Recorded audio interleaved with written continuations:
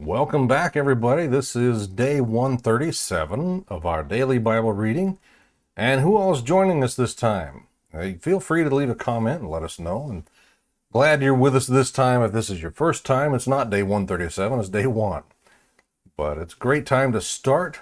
And let's jump right in here. We're going to be covering 2 Samuel chapters 16 through 18. So let's get right into it. If you're ready, let's go. Ziba helps David, chapter 16. When David had gone a little beyond the summit, Ziba, Mephibosheth's servant, was right there to meet him. He had a pair of saddled donkeys loaded with 200 loaves of bread, 100 clusters of raisins, 100 bunches of summer fruit, and a clay jar of wine. The king said to Ziba, "Why do you have these?" Ziba answered, "The donkeys are for the king's household to ride. The bread and summer fruit are for the young men to eat, and the wine is for those to drink who become exhausted in the wilderness." "Where is your master's grandson?" the king asked. "Why, he's staying in Jerusalem," Ziba replied to the king. "For he said, 'Today the house of Israel will restore my grandfather's kingdom to me.'" The king said to Ziba, "All that belongs to Mephibosheth is now yours." "I bow before you," Ziba said. "May I find favor with you, my lord the king." Shimei curses David. When King David got to Bahurim, a man belonging to the family of the house of Shaul was just coming out. His name was Shimei, son of Gerah, and he was yelling curses as he approached. He threw stones at David and at all the royal servants, the people, and the warriors on David's right and left. Shimei said as he cursed, Get out, you man of bloodshed, you wicked man!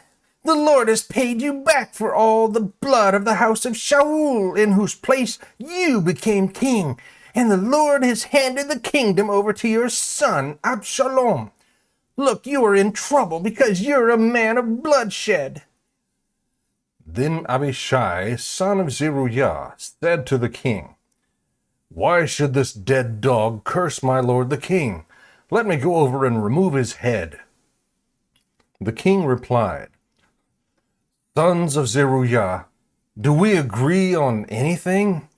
He curses me this way because the Lord told him, 'Curse David.' Therefore, who can say, 'Why did you do that?'" Then David said to Abishai and all his servants, "Look, my own son, my own flesh and blood, intends to take my life. How much more now this Benjaminite? Leave him alone and let him curse me.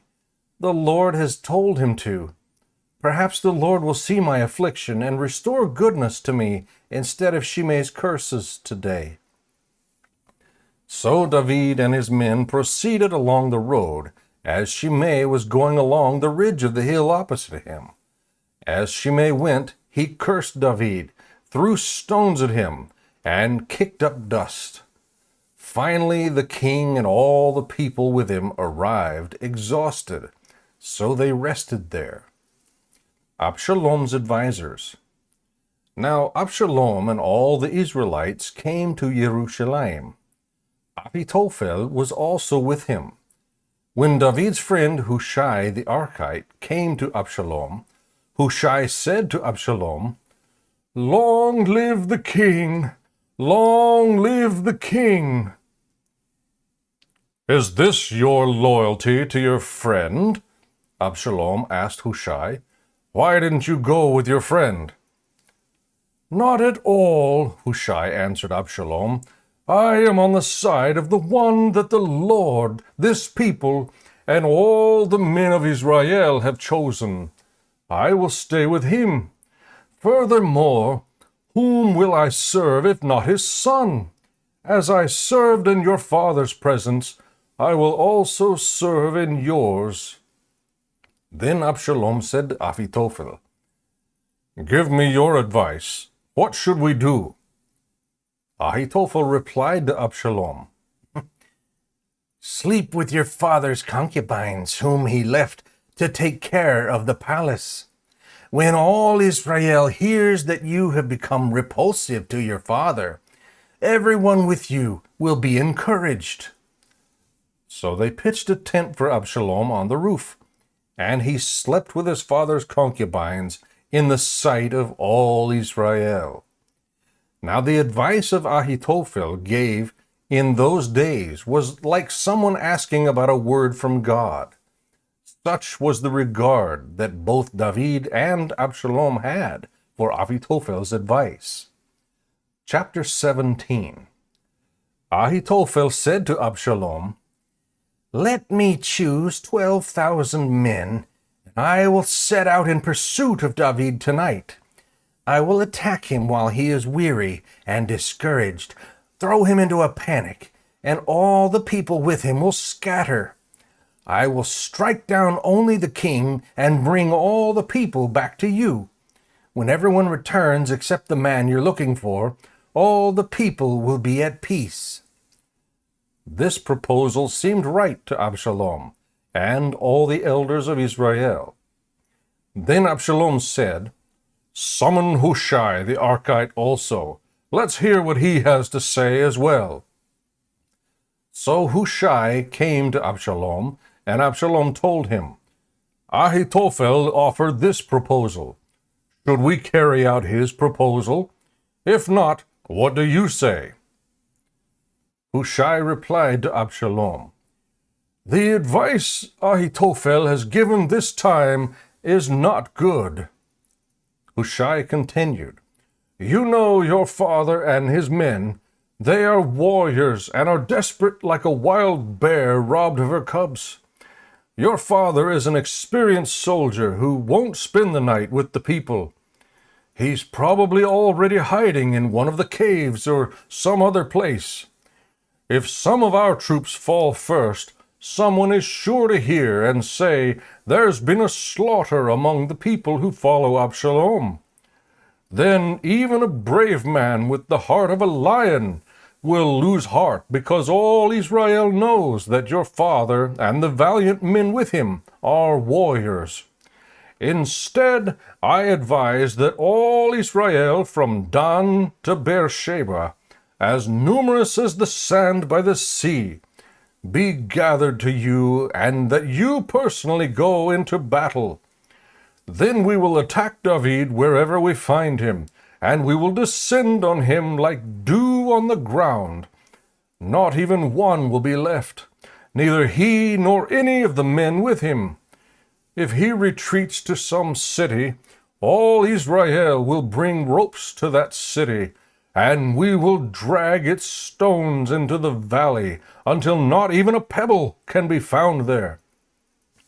Since the Lord had decreed that Ahitophel's good advice be undermined in order to bring about Absalom's ruin, Absalom and all the men of Israel said, "The advice of Hushai the Archite is better than Ahitophel's advice."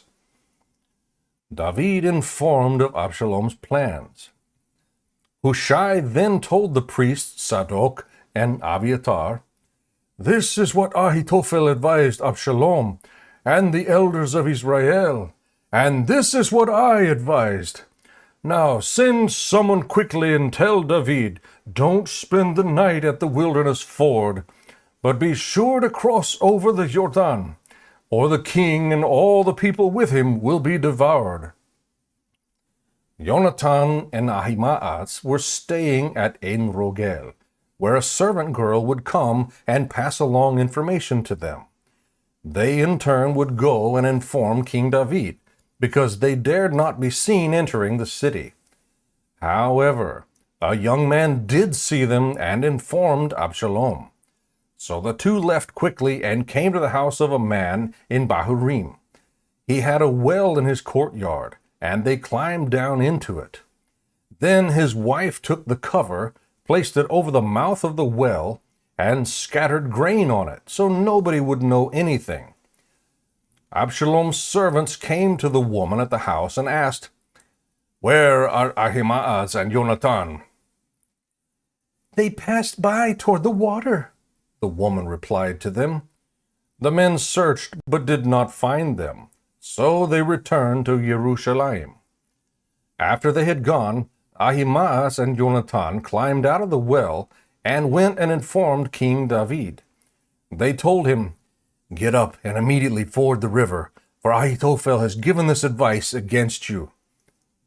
So David and all the people with him got up and crossed the Jordan. By daybreak there was no one who had not crossed the Jordan. When Ahithophel realized that his advice had not been followed, he saddled his donkey and set out for his house in his hometown.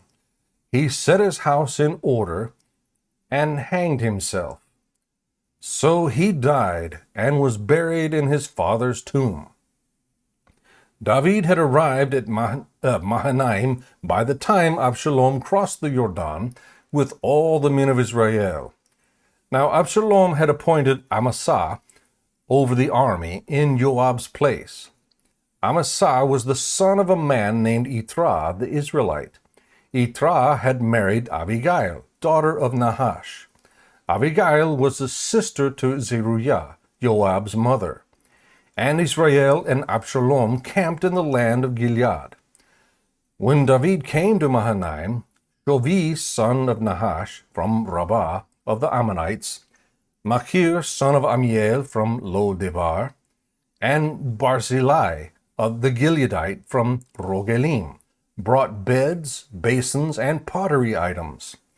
They also brought wheat, barley, flour, roasted grain, beans, lentils, honey, curds, sheep, goats, and cheese from the herd for David and the people with him to eat. They had reasoned, "The people must be hungry, exhausted, and thirsty in the wilderness." Absalom's defeat, chapter 18. David reviewed his troops and appointed commanders of thousands and of hundreds over them. He then sent out the troops, a third under Joab, a third under Joab's brother Abishai, son of Zeruiah, and a third under Ittai of Gath. The king said to the troops, "I must also march out with you." "You must not go," the people pleaded. "If we have to flee, they will not pay any attention to us. Even if half of us die, they will not pay any attention to us because you are worth 10,000 of us. Therefore, it is better if you support us from the city." "I will do whatever you think is best," the king replied to them. So he stood beside the city gate while all the troops marched out by hundreds and thousands. The king commanded Joab, Abishai, and Ittai, "Treat the young man Absalom gently for my sake." All the people heard the king's orders to all the commanders about Absalom. Then David's forces marched into the field to engage Israel in battle, which took place in the forest of Ephraim.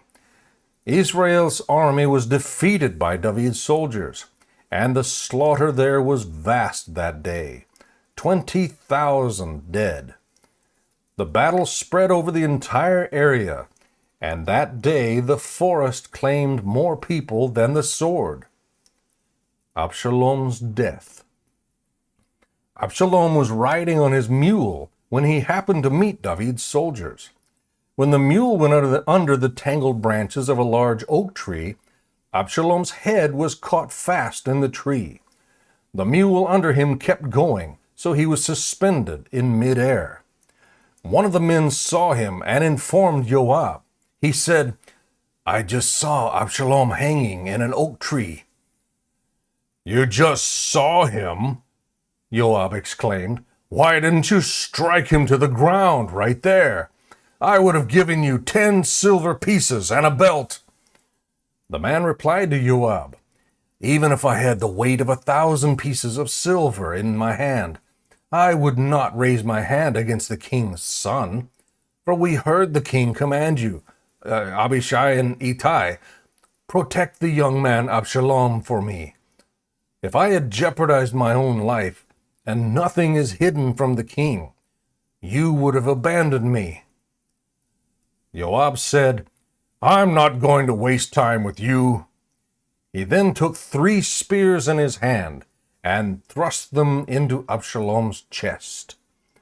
While Absalom was still alive in the oak tree, 10 young men who were Joab's armor-bearers surrounded Absalom, struck him, and killed him. Joab blew the trumpet, and the troops broke off their pursuit of Israel, because Joab restrained them.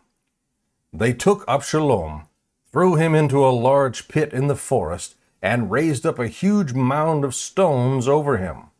And all Israel fled, each to his tent. When he was alive, Absalom had taken a pillar and raised it up for himself in the king's valley, since he thought, "I have no son to preserve the memory of my name." So he named the pillar after himself. It is still called Absalom's monument today. Ahimaaz, son of Zadok, said, "Please, let me run and tell the king the good news that the Lord has vindicated him by freeing him from his enemies." Joab replied to him, "You are not the man to take good news today. You may do it another day, but today you aren't taking good news, because the king's son is dead." Joab then said to a Cushite, "Go tell the king what you have seen." The Cushite bowed to Joab and took off running. However, Ahimaaz, son of Zadok, persisted and said to Joab, "No matter what, please let me also run behind the Cushite." Joab replied, "My son, why do you want to run, since you won't get a reward?" "No matter what, I want to run." "Then run," Joab said to him. So Ahimaaz ran by way of the plain and outran the Cushite. David was sitting between the city gates when the watchman went up to the roof of the city gate and over to the wall. The watchman looked out and saw a man running alone. He called out and told the king. The king said, "If he's alone, he bears good news." As the first runner came closer, the watchman saw another man running. He called out to the gatekeeper, "Look, another man is running alone." "This one is also bringing good news," said the king. The watchman said, "The way the first man runs looks to me like the way Ahimaaz, son of Zadok, runs." This is a good man. He comes with good news," the king commented.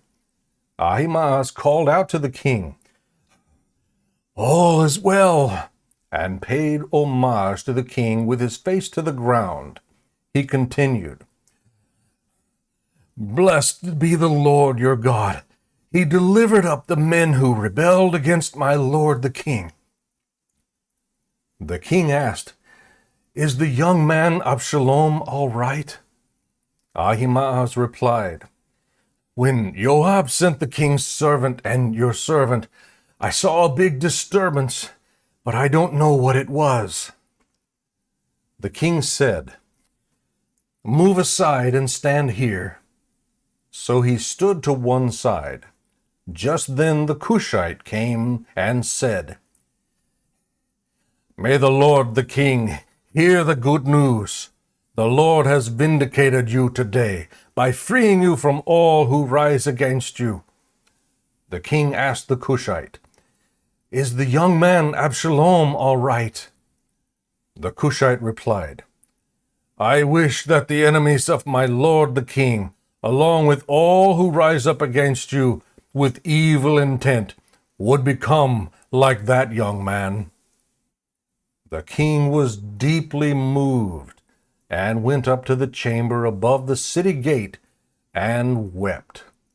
As he walked, he cried, my son Absalom, my son, my son Absalom.